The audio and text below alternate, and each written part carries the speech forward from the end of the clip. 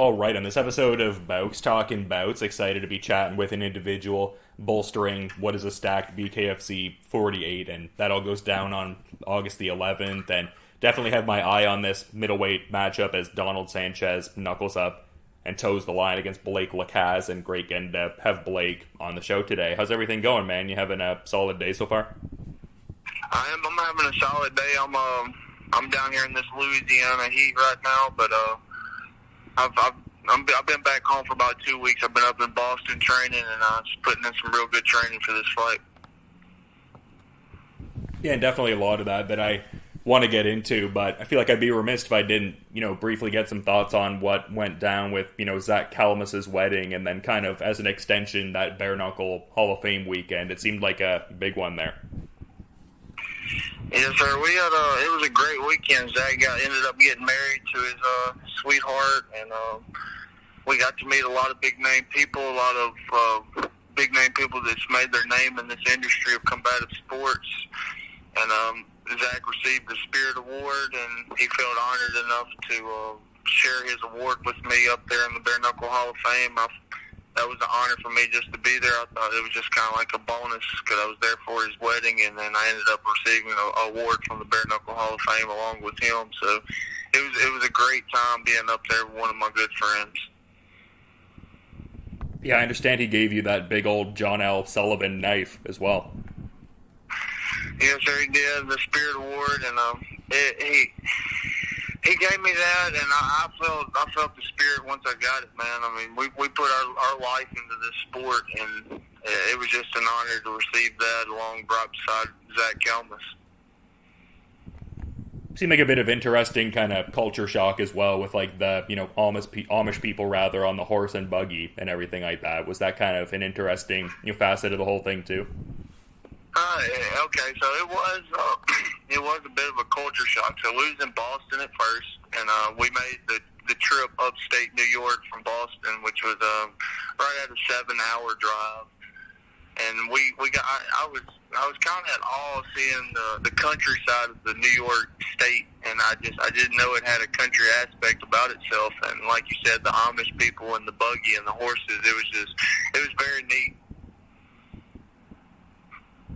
Yeah, for sure. I mean, good to experience like a different sort of way of life and everything like that. But yeah, I mean, an interesting sort of spot that you're in right now. And I guess curious to get some insights into a post I saw a little bit ago, like maybe if it was tied in a little bit, because your last fight being against Doug Coltrane and everything. I mean, big co-main event fight at BKFC 42. And I mean, didn't go your way in that win or loss binary per se, but it seems like you're trying to like really grow from the experience too. And I guess the post I was referencing, because he had a tweet out there saying, I really put that pride to the side here lately. Like, was that sort of in reference to like aiming to rebound from that last fight, or was it maybe referring to something else altogether, I guess?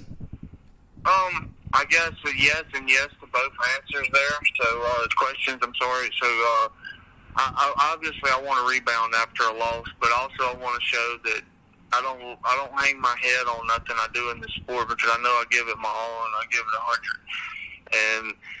And Doug's a great fighter. He's undefeated for a reason. And we came banging, and he caught me on the end of the chin. Kudos to him. He goes forward in the game, but I don't let that take a step back, man. Not for me, because I'm Blake LaCaze, and this will be my 5th fight in 10 months, and I've been very active in my fight game for the past year, and I'm just, like you said, I'm looking to rebound and jump back and get my win back, and progress in this sport of bare knuckle that's growing so fast right now in the world. Yeah, for sure, and there did seem to be that sort of quick turnaround. So, I mean, it didn't seem like you, I guess, sustained as much damage in that fight where you'd get like a lengthy kind of medical suspension. So great to see that you can kind of, I guess, continue to sustain being active and stuff like that, for sure. Yeah, and I didn't sustain no injury. So when I did fall, my knee kind of like popped out and popped back in. I've had that problem with a knee before, because I've had 2 knee surgeries. But it was just the way I fell. I got caught on my chin. It was an awkward fall, and that happened, but I didn't sustain any injuries, just a little swelling on my knee, and I was right back to it like a week and a half later, training, just eager to get back in the ring and get it back. And I learned from my fight with Coltrane, and I took a lot from that fight. And I done said it once, I'll never hang my head on that fight. That won't make me, and it never will. And I'll be back, and y'all see me coming back with a hot vengeance right here coming up August 11th.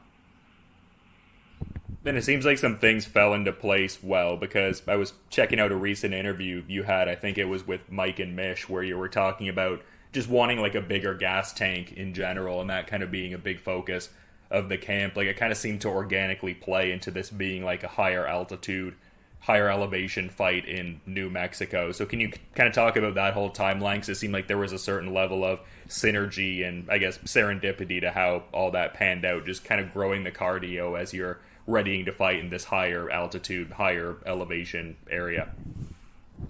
Well, in bare knuckles, so we're already fighting at a high tempo with our 2-minute rounds in BKFC, and I wanted to up to our tempo already, so I was like really rushing and getting my cardio up as best I could prior to even knowing I was going to Albuquerque.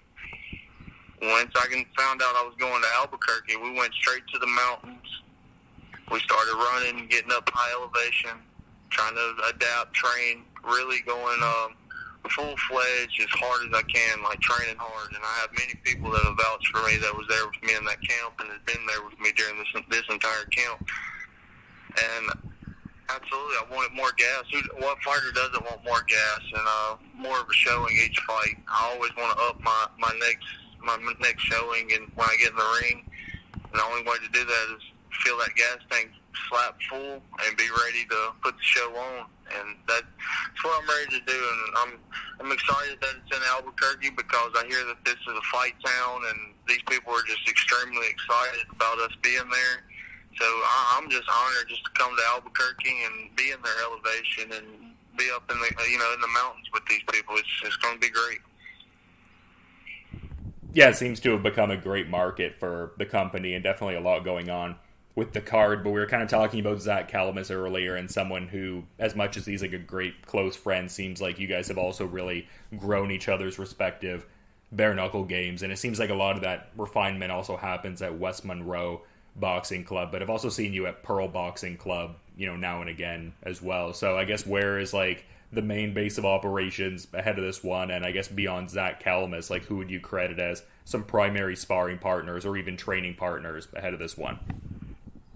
Okay, I can't really credit just the main person for as a sparring partner, because I've got so many different looks for this fight. And Zach's been he has been a top sparring partner, and he has been a top guy, and a training partner. And we train and put in dog work every chance we get when we're around each other. And he's coming in here to Louisiana Sunday, and when he gets in Sunday, we already have sparring set up for Sunday evening, and we're just going straight full-fledged like me and Zach Calamus. All we know how to do is put in dog work, and we honor this sport and we respect it, so we want to bring the best out of each other and ourselves when we come in that ring.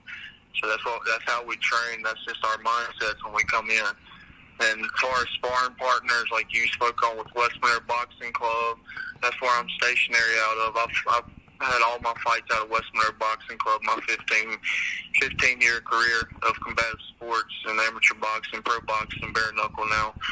And I always go and travel, and I have another close gym you spoke on, Pearl Boxing Club. I'm actually on my way to Pearl today to go spar with Big Baby and Chown Sims, the ABF and ABO champions over there at light heavyweight and heavyweight. So them guys are just really dogs. They have excellent resumes in the professional boxing career. And I'm really looking forward to this fight because of how much work I've put in with all these top-level guys. And I know Donald's a top-level guy, man. He has a great resume, and he puts in great dog work himself. I know he does. He's a great fighter. He ain't stuck around this long for nothing. So me and Zach respect that, and we've respected that in this training camp, but we also know who LaCaze is and what I can be and who I am, and that's been a big thing we've been bringing out in this training camp again. We just got to go out there and establish who I am from the jump, and that goes back into our previous conversation with the cardio, which is just it's got to be a statement this fight, and that's what we're coming to make.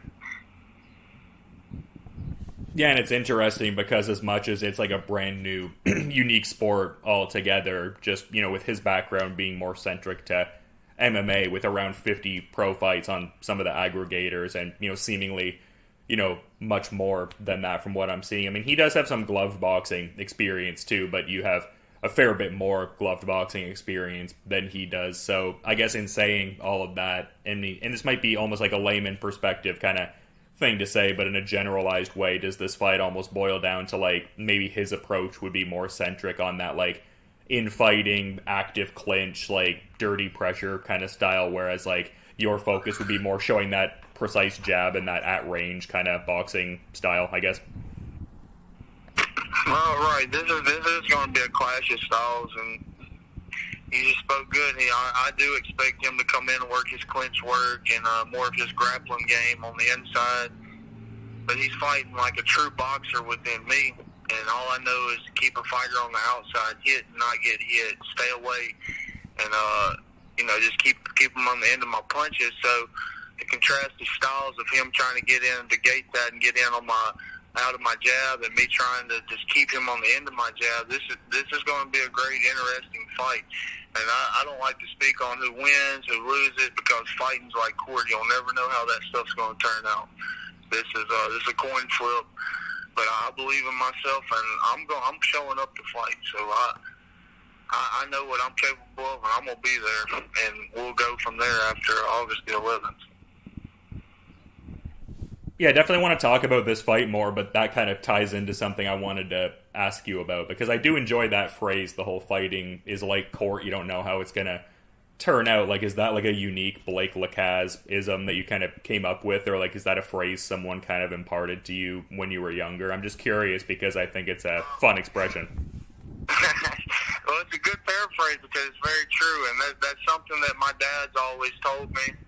And it's not been because we've been in court or something. It's just kind of funny because you never know how court can turn out. So it's just kind of been a paraphrase we've always used, and we transitioned that into fight. And it's just kind of a little funny between us that we always say. So I like to say it a lot, and people get a kick out of it. So yeah, that's that. Yeah, definitely enjoy it, but kind of like pivoting back to this fight, because I saw an interview where you were talking about your opponent, and kind of the operative wording was like looking to hand him another slaughterhouse loss on his resume, just with that Jeremy Smith fight taking place at BKFC 28 that he ended up losing via unanimous decision. Have you been, I guess, getting in any work with Jeremy Smith, or even reaching out to get any insights ahead of this Donald Sanchez fight, just considering his experiences with him? No, sir. To be honest, I haven't. Me and Jeremy are signed both with Slaughterhouse, but we haven't spoken on this. I've talked to my manager and stuff that works Jeremy's corner that night for that fight, and that's been that. But no, I haven't really asked for any insight because I'm a veteran. I'm a fighter. I know what I'm coming to do, and I know what I'm stepping into, and I don't think I'll be surprised by anything because I'm training for everything, and anything he's ready to do, I'm ready to fight back, man. Yeah, and that definitely comes across, and it seems like you're still within an interesting spot in the division. Like in the sense, it doesn't seem like you're that far outside of a spot in the rankings, just with your previous opponent, Doug Coltrane, now being in at number 3. I guess I'm curious to get your thoughts on the division overall. Like, it seems like the division is, building pretty well, like Dave Mundell notching his first defense of his championship and stuff like that. And it seems like the division is kind of like sorting itself out in a certain way. Can you talk about, I guess, some of the recent developments at middleweight from your perspective as someone who's kind of within that division? Absolutely. Our middleweight division is popping. Dave Mundell is really representing as the champion right now, and he come out with a shocking performance, took the belt from Richie, and he come out with another shocking performance and defended his belt against Richmond. And everybody wants to put a bullseye on that man, but that's a bad man right now.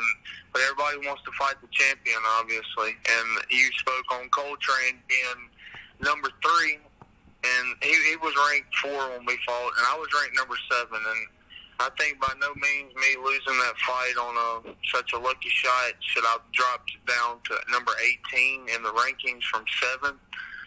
But I don't hang my head on that at all. I'll be right back. I'm coming right back, and our division is very, very explosive. We got a lot of big name people. We got people coming over. 175 is exciting because it's fast and hard hitters, and you never know what to expect in our division. Yeah, for sure. Everyone has like such interesting stylistic attributes they bring to the table, and in talking about, I guess, what you bring to the table uniquely, like it seems like you really know how to like use that renowned reach quite well. Like obviously you've got like the longest reach, like highest height of anyone in the middleweight division, but it seems like there's very much like a refinement in that jab. And I was liking that recent article I was seeing on the BKFC site talking about how, like, even though like maybe some people discount the jab as like a more simplistic technique, it's like 15 years going into that, and just, I mean, close to 100 sanctioned fights. So yeah, it seems like the reach utilization and the range management coupled with like how refined that jab is, that seems to be like, I guess, like a big part of your identity in the division. Is that kind of how you sort of see it as well? Oh, absolutely. I think all the guys kind of notice me as the big, tall sniper in the division, and I do have a good jab, and I have a great jab, and I pump it, and I've hurt people, and I've cut people in each fight that I've been in, and I base my fighting style off of that jab, but I have to. I'm 6'7", I'm 6'8" when I got shoes on, and my jab is my key punch. I love my punch, and it keeps me at bay. It keeps me at the end. It sets all my punches up, and jab city is a big part of my training camp, man. Like everything's based off of that. Any bag work, sparring, mitt work, anything I do, man, it's all distance, and it's all working on that jab. And you spoke on that too from the article. I told them, I said, this doesn't just come over like one training camp or 1 week of training this, or just a few weeks. I said, this is LaCaze. I've been doing this for 15 years, and I've perfected that punch, and I love that punch, but it's been 15 years of training and perfecting that punch. It don't come easy. Don't everybody throw a jab like that. Everybody's not consistent with their jab. And I love that punch, and yeah, that is my identity. But I'm also a strong, hard-hitting fighter too. But when bare knuckle, it doesn't take much to make a cut, make a rip, and once you find that, you start pecking away. You can end the fight really quick. So I'm always looking for a cut in any way I can get it. Yeah, and the mindset going into your last fight seemed very centric on the idea that you guys would, be shooting missiles at each other and dropping bombs and seeing it as like a make or break kind of fight. Is the mentality sort of similar in this one, if not maybe even more compounded, just being that both yourself and your opponent here are kind of looking to, like, I guess, rebound and just kind of realign their trajectories to that upward mobility in BKFC? Like, does this one kind of look, I guess, similar mindset-wise to that last one of, shooting missiles and dropping bombs and all? Yeah, I guess it can, because that's every fight. You dropping missiles, dropping bombs. But where I'm at right now, LaCaze is coming in this.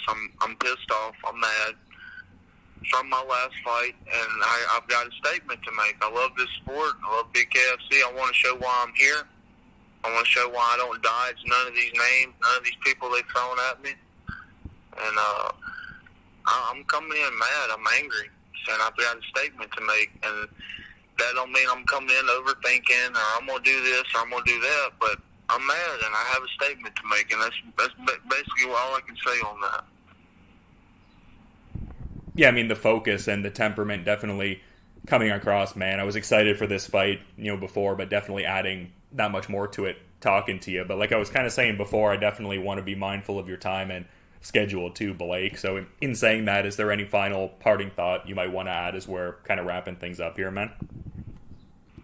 I just want to thank all my sponsors and my management, man. Guerrilla Warfare, Slaughterhouse Management, Golden MVP, Bold Creations, Night Law Firm here in Monroe, Louisiana, Joe Short Shoe Store in Hammond, Louisiana.